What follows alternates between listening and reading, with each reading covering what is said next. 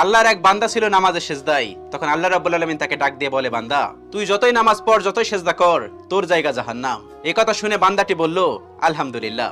আল্লাহ তখন বলে, এই বান্দা, জাহান্নামের কথা শুনে কেউ আলহামদুলিল্লাহ কয়? বান্দা তখন বলে, আল্লাহ, জাহান্নামের মালিকও তুমি, জান্নাতের মালিকও তুমি।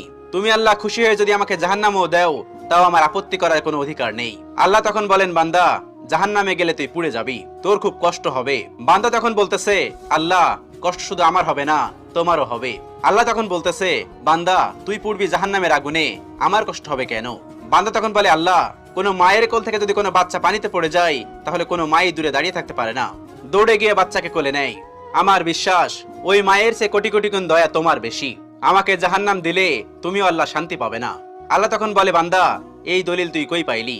বান্দা তখন বলে, আল্লাহ, আমাদের জাতির পিতা ইব্রাহিম আলাইহিস সালাম তোমার প্রেম মুখে নিয়ে যখন নমরুদের আগুনে পড়ে গেল, তার আগেই তুমি বলে